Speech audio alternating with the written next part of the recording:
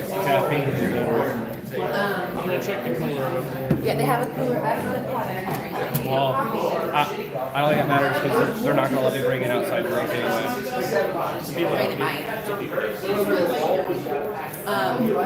can get you coffee. It won't be Alaska coffee. Oh, that's right now, give me 5 minutes. My brain's like on my brain's on. Get all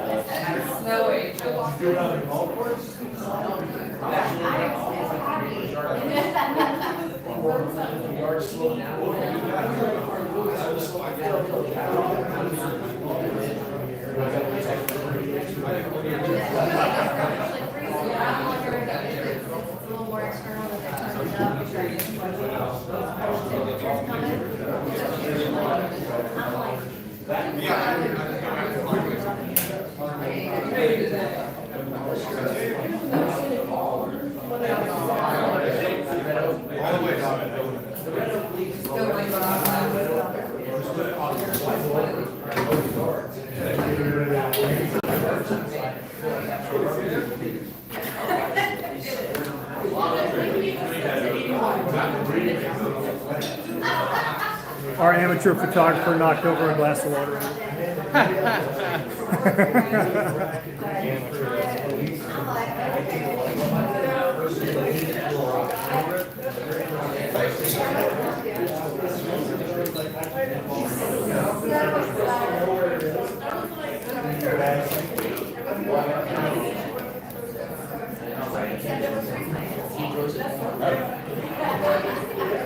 And where did that cup go that you got? This one?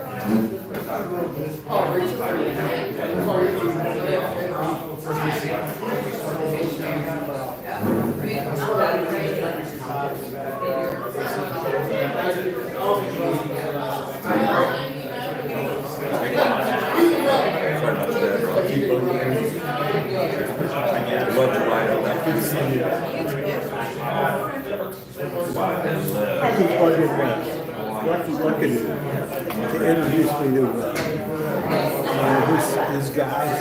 How are you, man? I'm doing great. You guys should have he's working to me.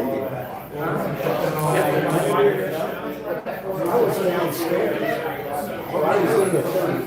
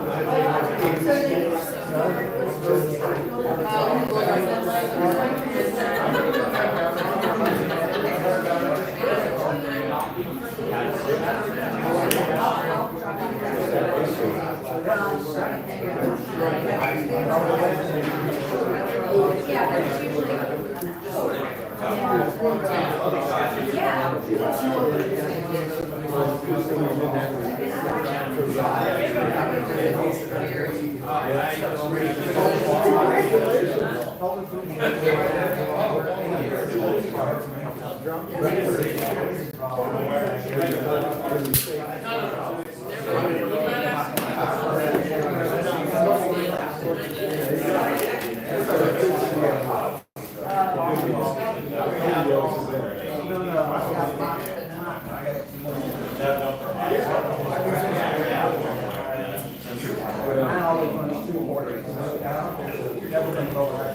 you eating burger? Real, really real. Appreciate it. I was at work when I was reading it, so then somebody comes and I had a chance to call me.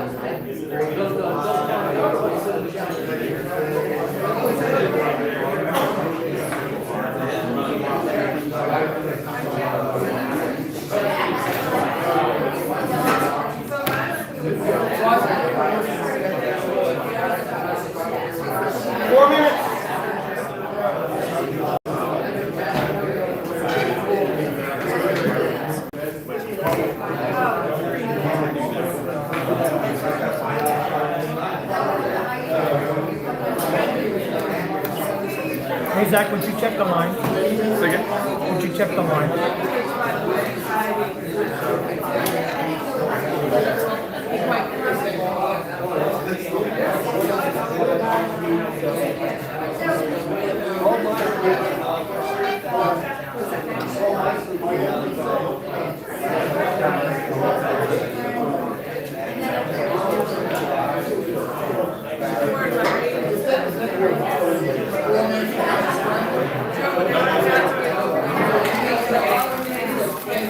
Hold on, let me get on Facebook.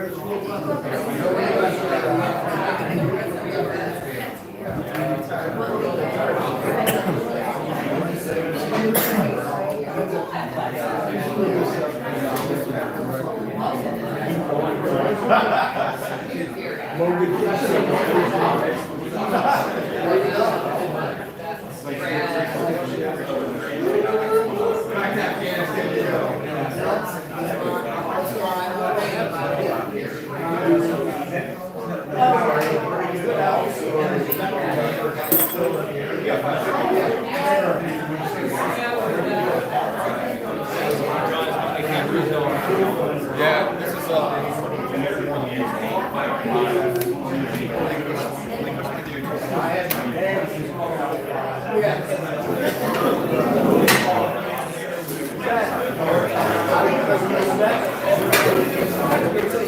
it's good.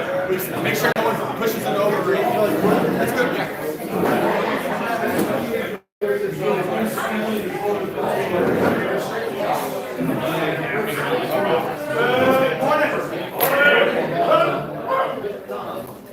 Thank you all for being here. We've got a great turnout. We've got a great program today. Thank you so much for delaying a week. Normally we're the second Saturday of each month. This month we're the third Saturday because we have a special guest that I'll introduce here in a little bit. Agenda, let's see.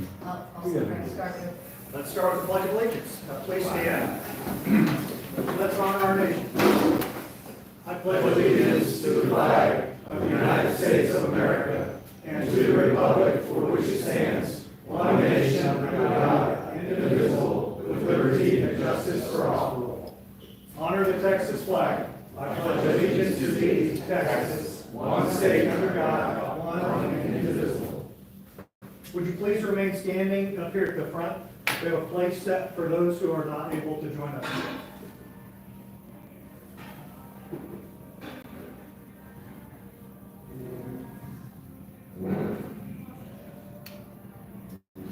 Please be seated.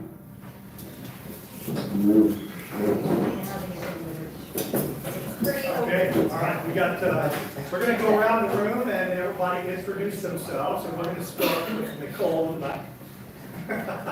Just stand up, say your name. If you're military, say the branch and time frame. If you're affiliated military, say the affiliation. If you're not, just say I'm here. I'm here. I'm Nicole Archer. I'm the development director at GallantFew on the Veterans House.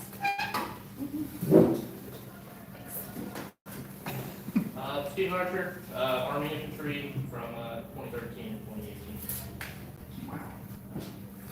2018. Island, Georgia, United States Army, 1968 and 1973. Lewis Ellen, Navy, Naval Air, started in 63, finished around 74 or 5, something like that. Let's go ahead and go back in the corner. We do have a photographer with us. You got to talk about who you are. My name's Aaron Hedrick. I'm actually Stephen's brother. I'm a videographer. I'm not previous military, but I have family who are. So thank you all for your service. I'm Zach Savalas. I served in the Marine Corps from 2008 to 2012 and fought in Afghanistan. Hi everybody, Tony Mayne. Been very good about the War of Terror, so 99 to 2020 Army. Call us quick. Call us next. Paula Morgan, Army National Guard, Army from 1987 to 1991, or 1995, 1 year overseas in South Korea. Kelly Caston, White, Gage, I get. Former Gallup board member. Gary Ash, U.S. Navy, early 80s. Lewis, Navy submarines, 94. Seth Merrick. Beverly Lavish, Air Force, 1975, 2000. Clear Lighting, Emily's husband. Air Force, Vipers, Scott Spence served with both of these two, so you can see it was fun. 81, 97, finished in the reserves, retired from the Major. Mark Bartels, U.S. Army, served in Germany, 69 to 70. I'm Kerry Redfair. I was Navy 97 and sent to the Marine Corps 98. Got out in 2001. So I'm asking anything Current Gallup board member. I'm Andrea Gustafson, I'm a Patriot. And Gallup board member. Rachel Breeze, What was that again? Say it really quick. We don't get enough Coast Guard people around here. I'm here.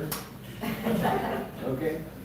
I'm Joan Robbins. My father was formed in World War II, and I have two cousins. One's husband's in the Army, and their cousin's son is Good morning, everyone. My name is Edward Robinson, U.S. Army, 82nd Airborne, late 90s to early officer. Good morning, my name is Nicholas Gilliam, Army, 5.5 years, 88 Mike, gun truck, both guns.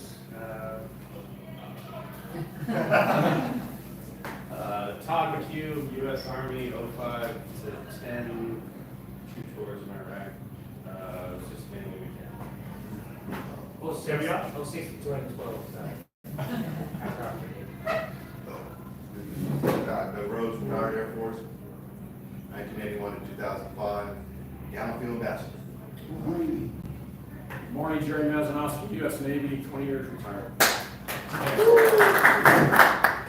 Patrick Alcorn, U.S. Army, 81 to 91. I'm currently the board chair for the Isaac DeVries, I am her brother. Kathy Jones, Army, 87 to 97. Colonel Monder, Army, 83 to 93, Army Reserve, 93 to 2003. Thank you all for being here. This is an awesome turnout. Before I look for any other announcements, actually, I guess I just did. Announcements. Who has an announcement for the good of the group? I neglected to say that Mylan is also a former board member. Mylan is speaking at roll call this upcoming Friday. So if you attend roll call, you'll be in for a treat and get to hear him. I was supposed to speak, but mine got pushed to the end of next month. I'll tell you more about that. Kathy and I spoke earlier this week, and so one of the things to kind of make this environment a little bit more welcoming is we want to do a loop slideshow kind of little thing. So as people filter in at the beginning of the breakfast going forward, we like to have pictures of all of us in our time in service. So if you have pictures, send them to me, please. What I'm going to do is create a Google document, Google form. I'll send it to everybody so everyone has access to it. That way, you can upload a picture. Please make sure it's relatively appropriate. To the best of our You ability. can send him inappropriate pictures, we just won't post them. Not yourselves Use it for blackmail. Feel free to CC Carl, his email is Carl. Might have to suffer, so. That's right.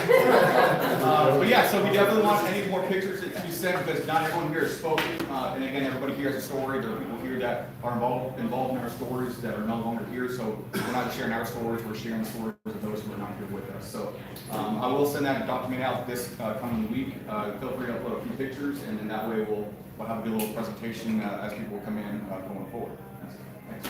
And the pictures don't have to be just us. It can be family members, it can be someone you served with that is no longer with us. So just send them on to him and we'll loop them when we get started. Just wanted to thank everybody that helped with Wreaths Across America. We did it here in Trophy Club, which we do every year in December.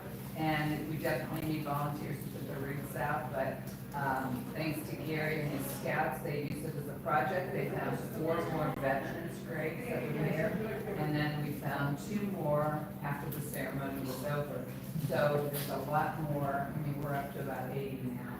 So we started out thinking there were only 33 in there. And, thanks to everybody's good eagle eye, we've seen that. So, and Memorial Day's around the corner, so we will have our event then. And people to help out with that. I already got Tommy helping Scotty with the golf carts. Great, yeah, things to think about for the future. Memorial Day is one. When Independence Day rolls around, the town always wants us to do a veteran float. And usually 2 days before, we're like, oh crap, we can't do a veteran float because we're not ready. So now we got months to prepare. So if any of you really like veteran floats, or if you have a trailer that we can decorate, you're willing to park it at my place or Kelly's place for, I've got a great big backyard, we can park it and secure it. So if anybody is interested in that, just let me know and I'll get that sorted out. Any other announcements? For anybody that's interested, I've been keeping track of it, but the Medal of Honor Museum in Arlington will have its official grand opening on the 25th of March. It's a big steel building that they're putting up on Ballpark Way. I do intend to be there at the grand opening. Just in alignment with your comment on the Medal of Honor Museum, they're doing their fundraiser right now, and membership for the Medal of Honor Museum are typically $120 for the year, but they've got matching funds, so right now you can make $60 and be a member of the Medal of Honor Museum, and that gives you access to multiple events that they're having throughout the year, gives you privileges as well as some other things. Thanks, sir. All right, so, what are your names, somewhere? Cam is usually what my dad called me. So just not a formal announcement, but I just thought it'd be worth referencing for a moment. We just lost President Jimmy Carter, Mayne man, and the founder, one of the early founders of my career in the military. He has a big influence on the Navy program. He was one of our early picks, and if you get a chance, his Wikipedia has a really nice story in it. It's efficient, gets through the big bullet points, but considering the room we're in, he was one of the last that signed up and served his military career, so. Hopefully not the last president. that Hopefully not the last. So I want to talk real quickly about a serious thing. I'm just going to take a couple of minutes before I introduce our speaker. But a lot of you have heard my life story, right? So you know that my father left my family when I was about 3 years old. He had a sister 2 years younger than me, and my mom was pregnant. And he was at that time an E5 stationed at Fort Riley. And I never saw him from that day until I was 20 years old, and I was in ROTC advance camp at Fort Riley. And one of the cadre members walks up to me and says, "Hey, there's a sergeant major behind the bleachers who wants to talk to you." So I walk around the corner of the bleachers thinking, couldn't have done anything wrong. Why does the sergeant major want me? And I walk into, it's like Marty McFly in Back to the Future, where you see an older version of yourself. Same height, same weight, same walk, same everything. Except he had like silver hair. And we both weren't being used. It was a surreal experience. That was the first time that I met my father or talked to him from the time I was 3 years old. Over the years, I occasionally, when I would fly, he lived in Denver, I would occasionally, if I was flying through Denver, I would, pre-9/11, I would call him up and I would say, "Hey, we've got a 30-minute layover if you want to meet your grandkids, come out." He'd come out, wait at the gate, we'd say hi to him, and that was it. So for 30 years, that was my contact with him. It horrified my mother that I was seeing the devil every once in a while, right? It was a bad deal. When I was about 12 years old, my stepdad adopted me. So my birth last name is Bobby. Then I became a Monger. And my stepdad, who is I call him my dad, right? Because he raised me. He was instrumental in my life throughout. He's a World War II veteran. Richard's his first name. And he passed away in 2011. About 5.5, 6 years ago, one of my sisters reconnected my biological parents. So my mom and my biological father reconnected, and within 6 months they decided that they were going to remarry. So you want to have your head spin around 3 times, right? Have your biological father become your stepfather. So it's a good thing I'm a counselor. I talk to the mayor all the time. So they were married for 5 years. And a week ago, last Wednesday, he passed away. He had been in declining health for months. As a result of a lifelong, he broke it the last 20 years of his life, but lifelong addiction to alcohol, smoking. He was a fanatic at Mountain Dew. When he quit drinking, he thought if he replaced it with Mountain Dew, that would be better. So later in life, his diabetes was off the charts. So all kinds of health problems, and he developed a tumor last year, and then he got to the point where a couple of weeks ago, he was not able to care for himself. So we called him hospice. He lasted an hour in hospice bed. So my family's going through all of this right now. And the interesting thing is, so I had 0 relationship with them. I made them sign a prenup when they got married because I didn't want him taking any of the estate that my father had built for her, right? So I was the butthead through all this process. And he passed away before, so none of that matters. But as I, and one thing is, our family forgave him. I told him a week before he passed away, I held on his hand, I told him he was forgiven. The thing that hurts the most is the beginning, right? Because what could have happened from the time I was 3 until the time I was 63, right? All of this stuff.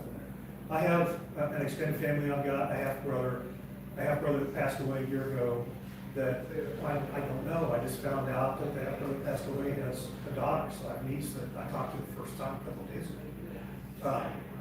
So there's healing in all of the forgiveness and stuff, right? But, and here's the point of that whole story that I wanted to get to. His document trail is an absolute mess, right? When it comes to who is a beneficiary on a bank account, on a life insurance policy, on his military retirement, all of that stuff, I am having to dig through because for a year I've been saying, hey guys, make sure it's squared away because you guys get really old. And then we get to the end and it's not squared away. So now I'm working my way through what can I salvage for my mom, what do I pass off to my half-brother, or what just vanishes, and there are things out there I don't even know about. So that caused me to take a look at myself. Do I have a piece of paper somewhere that has all my account numbers, right, all of the phone numbers, where they're at, so that if something happens, Sarah knows where all my stuff is, but if something happens to the two of us, my daughters will be absolutely lost, right? They know the combination of the gun safe. I told them, look in the gun safe, right? But right now, my act is not together. So I bet when you guys look at yourselves, your acts may not be together either. Doesn't matter how old you are, right? Doesn't matter how healthy you think you are. Get it done. Put it someplace where somebody knows where that stuff is. Because it is hard to go through that with that person's passport. It is really hard. So, given all that, let's turn to Abner. Before we get real quick on that same note, I'm a former Edward Jones financial advisor, and I actually have a kit that I could give to everyone that allows you to document and put all that stuff together. It's a kit, real simple form. Is that a link that you could? I can't, it's an electronic kit. We can share it with the whole. Thank you. Somebody in the back had another comment? No? Okay, so, we got, as much time as he wants, because technically he's my boss, and my boss's boss is here, so. You guys may be aware that, 1st of October, actually I think it's the 3rd of October, because it's a special Ranger Day, I relinquished being executive director of GallantFew to Tony Mayne, and I became the clinical director of GallantFew. So my job is to build veterans who are clinicians who can help other veterans through mental health, right? So Tony now has been passed the baton to lead GallantFew into the future. A little bit about Tony. 1999 he enlisted, right? Went into the Rangers. So on September 11th, he's in 3rd Ranger Battalion. If you guys remember the news in October of 2001, 3rd Ranger Battalion parachuted into Afghanistan. There's a video, you can go Google it. Tony's one of those little ghostly parachutes that's floating down there. So he made that initial jump. He also deployed, he's deployed more times than I know, and I'm sure he'll tell you a little about that. And I apologize if I'm stealing his bio. But he also had, I think, 2 combat jumps in Iraq, right? So Battle of Beneath the Dam and something else. So his enlisted Ranger history is phenomenal. So then he goes out and went to some school that's in the national playoffs Monday night. And I've heard about this a couple of times over the last day. But he came back in as an officer and ended up serving back in the Ranger Regiment. And the Ranger Regiment, the Army, in its infinite wisdom, decided that he needed to be medically retired. And the Ranger Regiment said, no, that's not going to happen, and they created a spot for him. Now, I know from being in the Ranger Regiment, that does not happen. It does not happen. If you're not able, for whatever reason, the system determines, you're gone like the next day. So it speaks more than I could ever say about his character and his professionalism and his abilities than the Ranger Regiment created a spot for him. That's where I met him. He was the public affairs officer of the Ranger Regiment. And we were doing events, and he and I connected. And as he neared retirement, he came and asked me, it was more of an order, hey, I want to work for GallantFew when I retire. So we made a spot for him. He ran the Ranger Transition Program, created the Ranger Outreach Center in Columbus, which I'm sure he'll talk about. And then now he has moved into becoming the executive director. Last year, he was inducted into the U.S. Army Ranger Hall of Fame. So you guys have a renowned combat decorated hero with a real V device that is here to speak to us, and he's about to die right now. So Tony, come on up.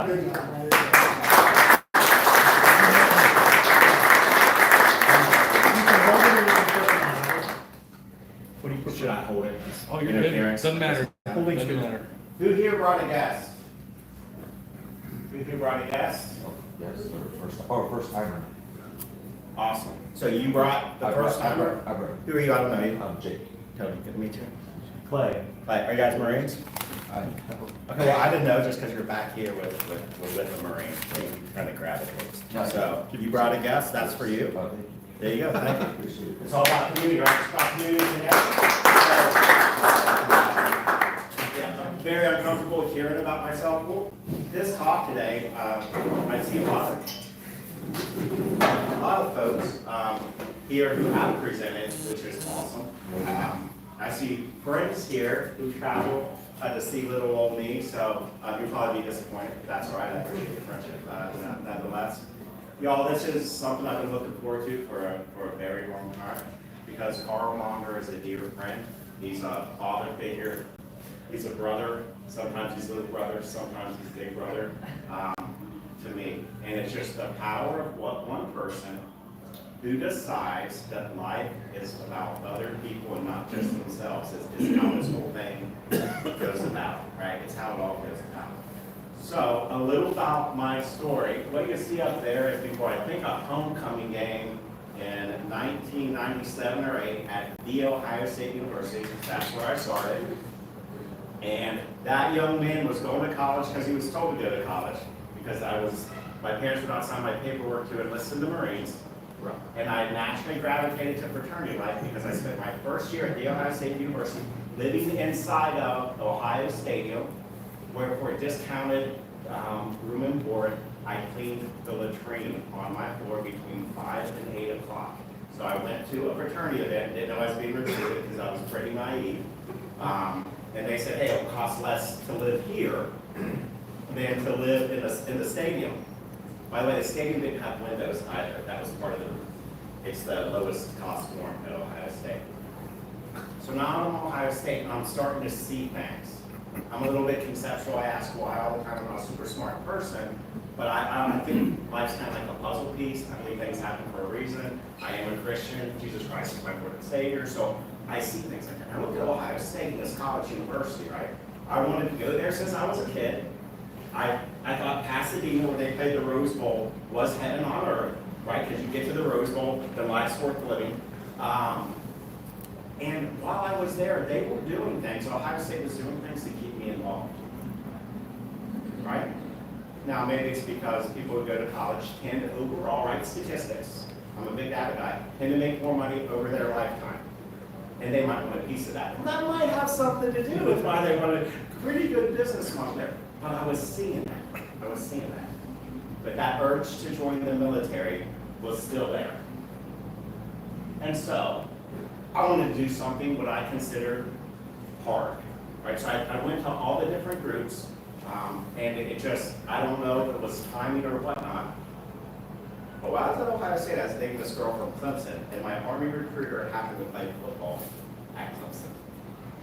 So we had something to talk about. So the hardest thing I thought I could do was become an Army Ranger. I knew that in Ranger school. I didn't know that there was a 75th Ranger Regiment with a history and a special operations unit. Computers at that time in my college were for the folks who were rich. I did my history papers on a Smith Corona word processor, meaning if you put things off, like I did, and it's a 12-page paper, you couldn't just hit print. You had to be done 3.5 hours early, and you wake up your whole fraternity house for your 8 o'clock class as you have to wait for it to type. Weird, right? So here I am at the 75th Ranger Regiment. I didn't know anything about the history, and because of 9/11, was able to participate in the Jumping Objective Rhino and Kandahar province. This, if you have seen the movie 12 Strong or heard of it, with the Green Berets and the North Afghanistan, the same time that there are horsemen up there, we're jumping out of an airplane in the south to really do reconnaissance and secure an area that the Marine Corps will use for years as the base of operations in southern Afghanistan. Now, a little something about the Ranger Regiment, why we talk about it so much, and it gets pretty annoying for people who's around us, is we love it because what it does to our lives. It teaches us that we don't say no, we say, oh crap. Like for instance, there's a big mountain you have to climb. Most people say no. We say, and it's how we look at everything. And we're kind of hard on ourselves, and everything can be better. Because we do things that involves people's lives, either using our men to go into others, right? And that can only get better. It's never good enough. But on this particular operation where we jumped into Objective Rhino, Specialist Edmonds was in Pakistan, on top in a helicopter for an operation Delta was actually doing in Pakistan. We were the quick reaction force for that operation, his element. And because of a brownout condition, a lot of sand being kicked up with the helicopter, as it was getting rocky, he thought it was time to get out. He went a little bit early. So we finished our jump. It happens the same night. We come back, and then we hear that we lost a ranger. And the attitude was somber, but it was also, that's the cost of doing business. Because we're post 9/11, like right after, we have to be avenged, and we know that some American lives are going to be lost. It's just what happens. So I go on to a few more deployments, kind of move up to the Rangers. I'm a staff sergeant. Life is great, absolutely loving life. But for those of you who stay in the military a while, you really can't pass go without doing certain steps. And some of those certain steps suck. That suck is called staff. For those of you who have ever been on something called a staff, especially when you want to be with the boys leading them. So I decided to go to Clemson to get a graduate degree so that I could become a platoon leader. And at that time, I didn't know this war thing was going to go 2 decades. Was anybody going to predict that? Right? Don't forget, the Taliban capitulated for the most part after a year and a half, but we just didn't like the way they ran their government. We showed them, right? Did we? That's right. Right. Life's funny. All right, this was a better operation, and that the decision to go to Clemson, that's Captain Philip Riptow. We were on a training mission, and I said, you know what? I'm going to stay in the Rangers at NCO and not become an officer. And he said, Tony, they create NCO leaders here. The Army doesn't have enough Ranger officers. So I followed him. And so when we were on the dam in 2003, initial invasion of Iraq, we jumped in first, then did this operation. At that time, a pretty big deal. Now there have been so many operations, it may not be as of a big deal. He was actually killed by one of the first suicide bombers in the country. Right? So I tried to live my career on him. But at the same time, y'all, that was the cost of doing business. All right, so then I go to Clemson. And if you go to a Southern school, you get a pretty Southern girl in a pretty Southern dress. And that's Miss Nicole Mayne. This is one of the reasons I didn't go to OCS. Does anybody know what OCS is, Officer Candidate School? You know, you can stay in service and you can let them treat you like crap to become an officer, or you can get college football games, pretty girls. You see where my mind is? I'm a red-blooded American. And I went ahead and went to Clemson and met Nicole. She's the love of my life. Absolutely blessed. She supports me. She's the reason I can do what I do now. You spend a career in the military, you do halfway decent for yourself, and then you start looking at your peers. I've got a lot of peers that have got MBAs, they're running tech companies, all this type of stuff. Now, the good thing is that interests me not at all. But you start comparing yourself to people. My faith and my wife, you be extremely level-headed. Once you leave the Rangers, they say goodbye. And they generally mean forever. Because they quit. And so before I went to Clemson, I left the Rangers. My first sergeant said, "We'll never see you back here again." Remember the Ohio State story? It's an organization trying to keep me. Here's a place where I did halfway decent, or at least average, and I'm not get kicked out. And they're saying, "You'll never come back here." Interesting attitude. I found that to be an interesting attitude. To the conventional Army, now, the biggest difference, a difference between operations and conventional forces is how long the deployments are. So your special operations, you got 3 months, it's a sprint, right? We know 12, 8 to up to 18 months, they are marathons. They are something to behold. And it was a blessing to be a leader from the Ranger Regiment in the conventional forces. They kind of had instant credibility until you opened your mouth. And then you're able to really inspire some folks. So the picture up there is the last major brigade convoy that we led, my unit led out of Iraq from Baghdad. And so CNN filmed it. But something happened as we went through the local war on terror that I'm sure that my brothers and sisters here understood. The why became way different. Right? We're in Afghanistan. It's being filmed. But let's go kill Mother Interforcers. Because they did bad things to us. You guys know what the Interforcer really stands for? 6. Well, 7. So that was very easy, that very rationale for young people, for old people. But stability operations that included presence patrols with some really nerds for the most part keeping spreadsheets of how many times a particular force was in an area based on some theory of counterinsurgency. What happened is, what was our goal? To bring everybody home. That's not what war is. War isn't to bring everybody home. It's to accomplish national objectives. And so we've told generations of American men to bring people home. And what happens if you don't? Isn't that failure? Like, we didn't lose major battles in Iraq and Afghanistan. We generally don't lose. We're my Air Force people. You're generally the reason, by the way. No offense, you got bombs like Donkey Kong, and like you said, the same. You've saved us from losing some things. And that's how life really works. But when the goal is to just survive, what's every day like? I remember what it was like for me going back to my chew. I remember trying to fight that because I was lucky enough to have an experience. But what was really hard was to try to explain to now needier men and women about this whole national cause and like how stability will work. Do you have anybody here have any leather-bound books? Do you have any readers here in history? What is the nickname of Afghanistan? Oh, gosh. Graveyard of Empires. Yeah, Graveyard Empire. Nobody who on there? Mine was unappropriate. So. Yeah, well, that's when you find a synonym and tell people how many letters it is.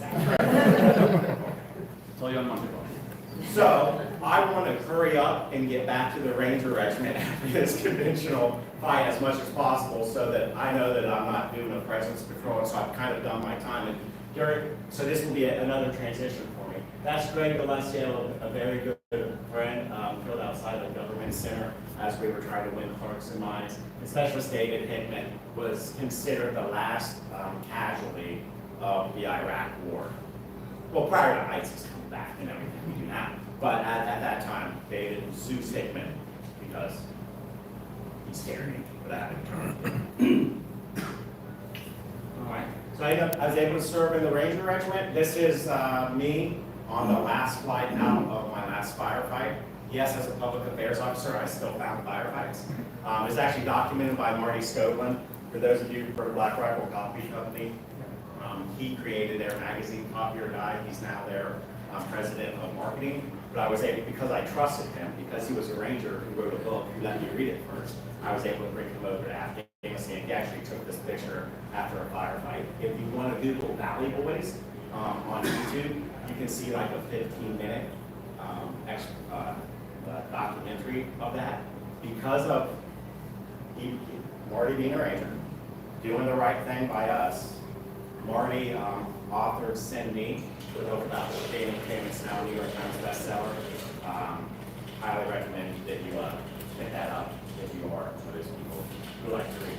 So now I'm getting ready to get out of the military after 20 years, finishing in SOCOM. That's my kind of journey. Great career, great people.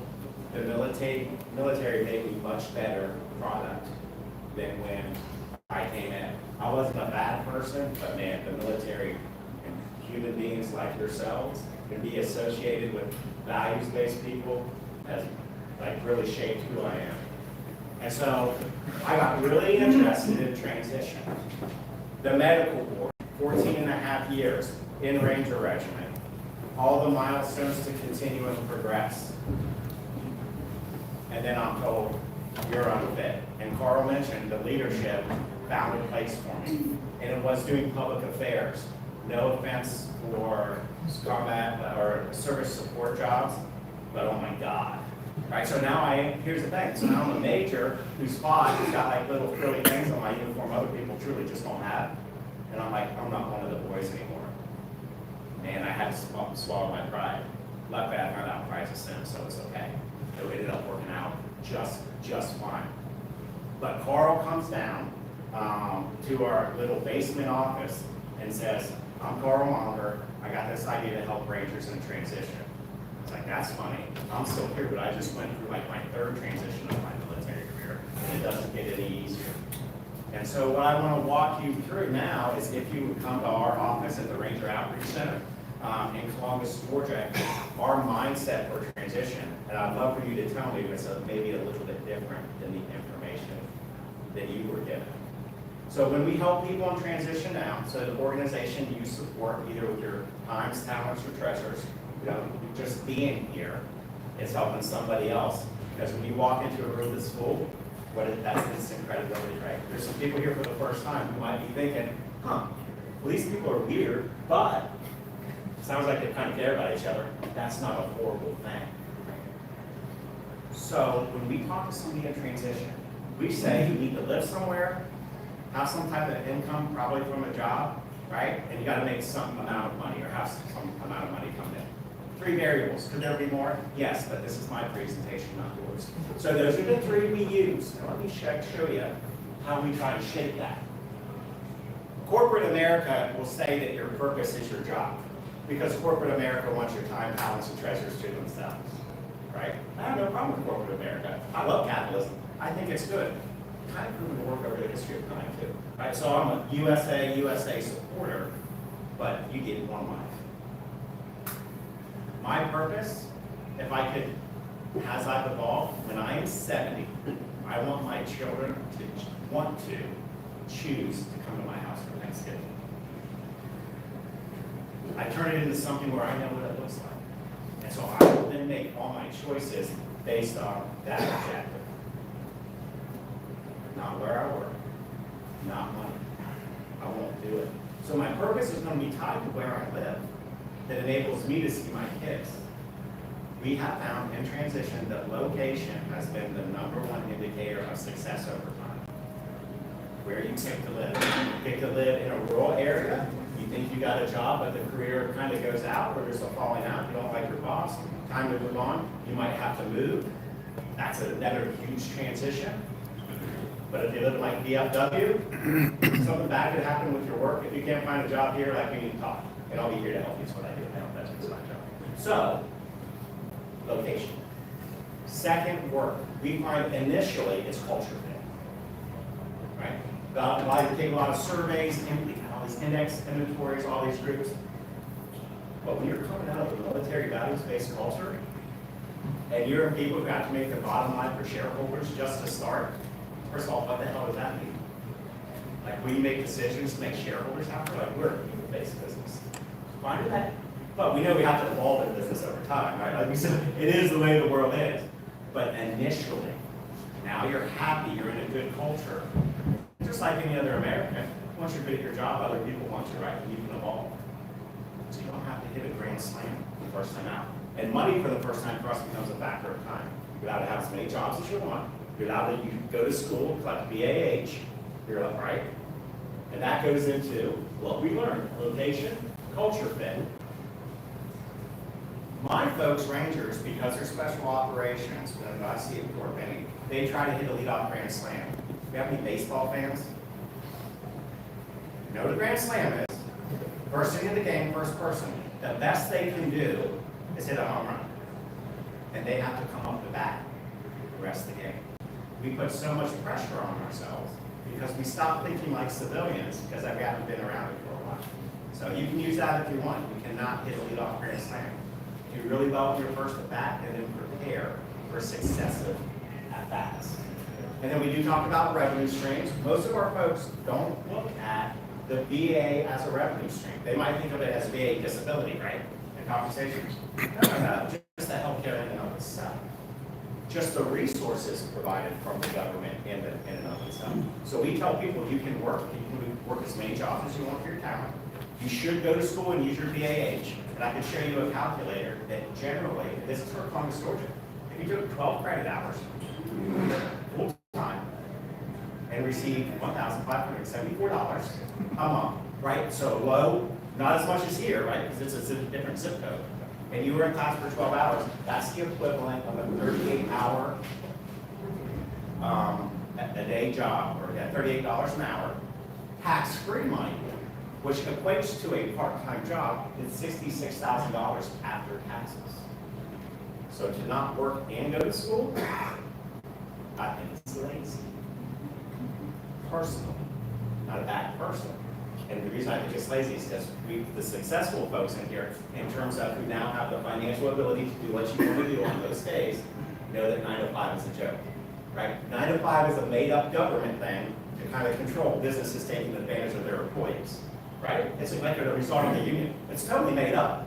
We have any business owners here who own or started a business, but just 9 to 5, right? No. Just Monday through Friday, right? No. Right? We're paying you overtime, right? No, just joking, we're not paying the second half of all overtime. So, you're doing a good thing, you get to feel good in your heart. That's right. All right. Interesting. So that's one thing we talk about. All right, and then big data guy. Who has heard of blue zones? You want to tell me what blue zones are? There are areas that they found in the world where people live longer and healthier, and they go in and research why that is. All right, so if I had a pill, and you take a pill, Blue one? well, I wouldn't like to say my life would be happy, but I sleep a lot more reading that one, you will. So if that was a pill, you'd take it, right? You'd market it, you'd sell it, because it's not just the health, because some people maybe don't want to live forever, right? But to be happy. Those 9 criteria up there is what makes people happy. What's very interesting about this, though, the blue zones where they have some studies but they don't dive down to, is spirituality. Because the blue zones at the end of the day, for their research, still want to make money and they want everybody to do it. But in all these places, right, where people move naturally and they're eating good food and drinking wine, that's like number 4, by the way.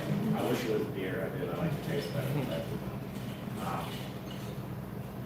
The focus of knowing that there's a higher power and you're not it, that turns the brain automatically to be a resilient organ.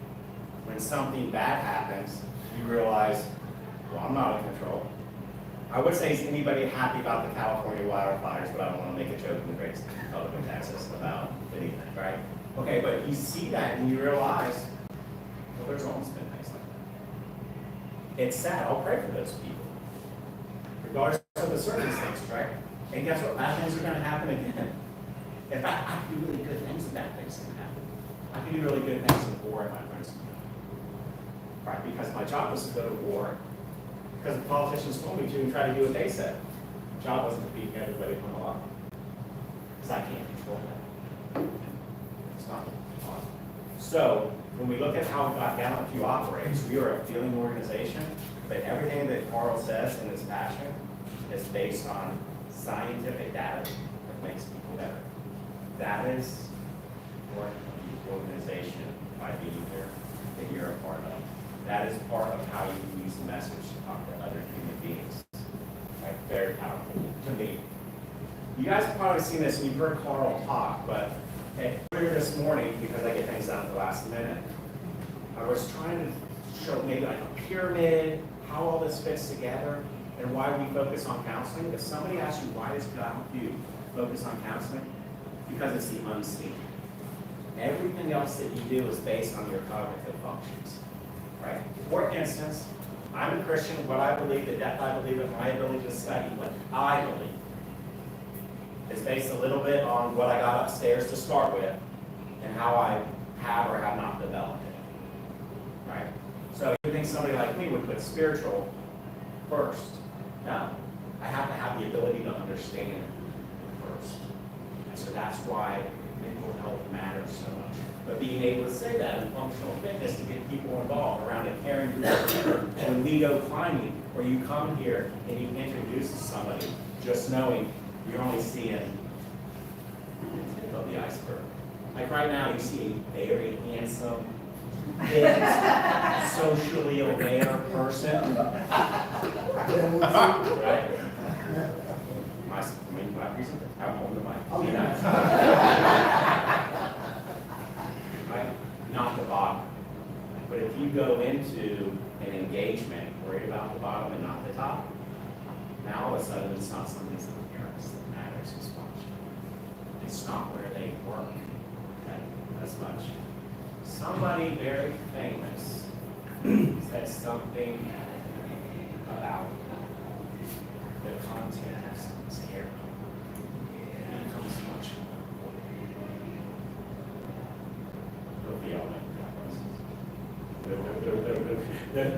The reason, the essence of inauguration on Monday was a more important day that we need to remember as Americans. Right, so when we care about that, we'll then start worrying about those things. So, thank you for listening to Mayne's lecture on Life 101. One of the reasons we do this has rejuvenated me. You, by listening, you've done a ton for me. Because scientifically, you know, you can tell your story, right? It builds confidence, it builds support. And by being a little bit weak in doing this, and that there's nerves, it makes us a stronger, more resilient person. So I appreciate everything you got. I'll be around at climbing. If there's anything we can do for you, let us know. We have a growth mindset as an organization. If we think there's something we can be doing, we'll consider it and where it fits. We're very lean, but really big on partnerships. If you know other people who do something better than we do, we don't want to replicate it. We want to be able to refer people to those organizations. And now that we have a home at Veterans Point, because we have a caring veteran spouse who wanted to ensure that we can meet more people face to face, we've got a place to do it here in Denton County. So, thank you for your time. Carl? So it is traditional for speakers, I know you already have one, but I'll give you one, and then you can choose how you want it. I appreciate that. And if anybody has any questions, we've got a couple more minutes. Oh, I didn't even ask if there's questions. I'm sorry about that.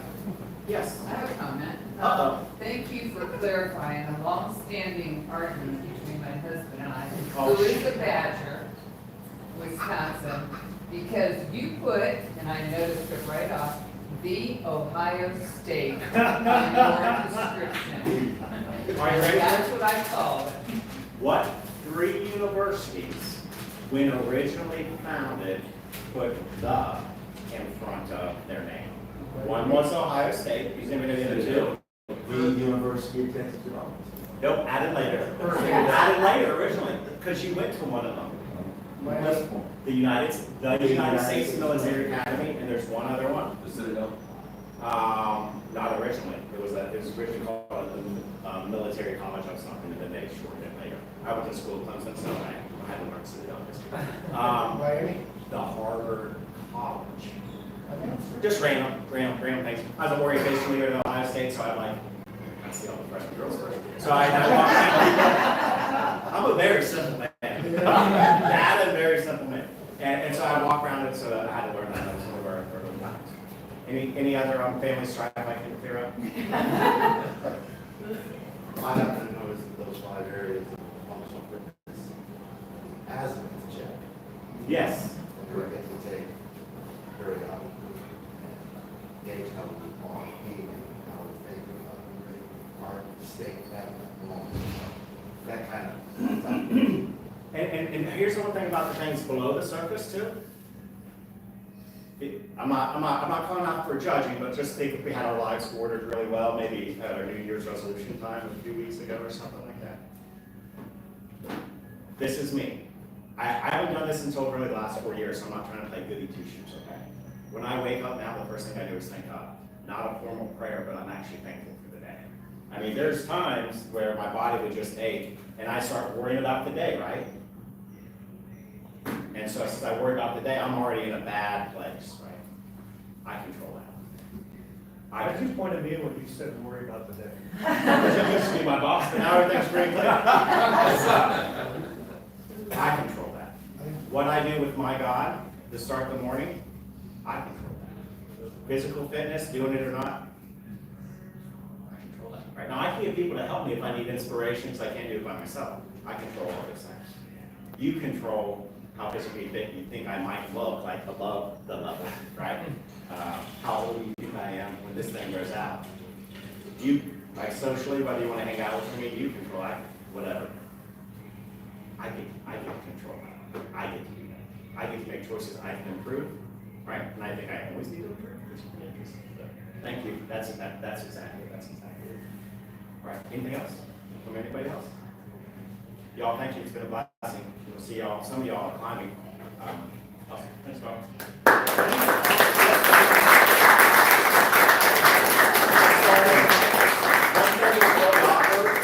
What I've started doing, because I'm a hugger now, because I respect life a lot more than I ever had before. And it's weird. We go over to the Middle East and we see guys kissing other guys. I'm not ready to go that far. Yeah, right. But that physical touch thing and that trust is a big deal. One thing I started doing, this is just me.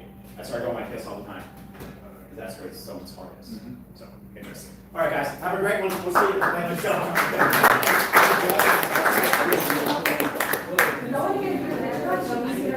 Yeah, we would love to get a group picture with everybody up here, but before that, does anybody have anything for the good of the group? Do we have a speaker for next month? Doug. Doug is the speaker for next month? Okay, awesome. All right, so everybody come on up here. Let's get a picture with Doug. Get up there, y'all. Hey, y'all, you might not want to do this. This is a big deal for me. I want to put this on. I got a place with it. I really put this in my background photo. Thank you. Thank you.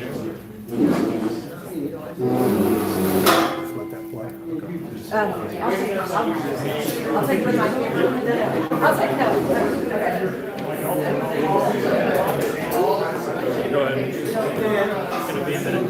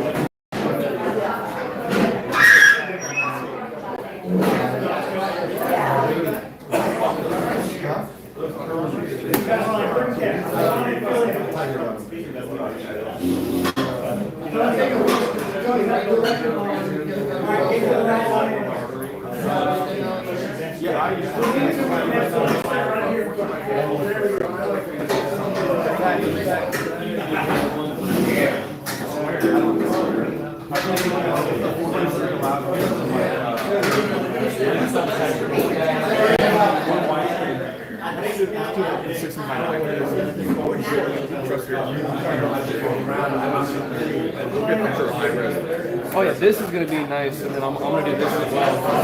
This is King Pro, this is the new one. Make a hole for yourself. You're a long wait. You're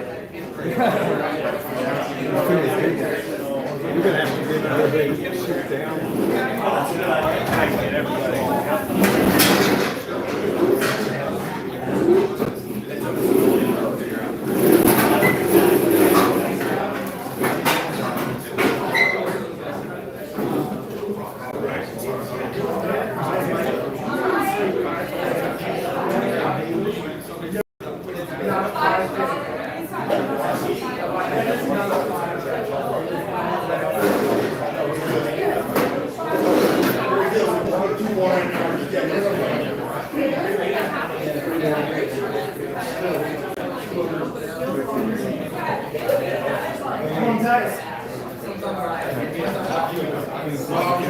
That's still good up there? Yep. It's just recording. Yeah, it's live. Come on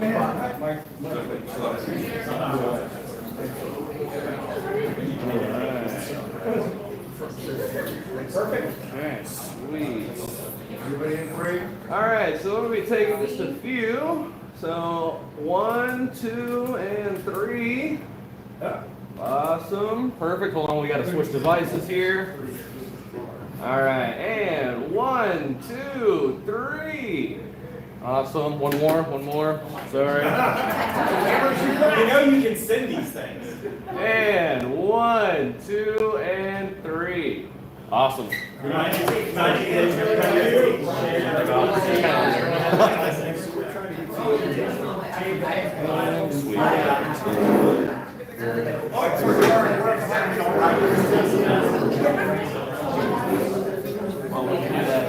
Oh, it's down already.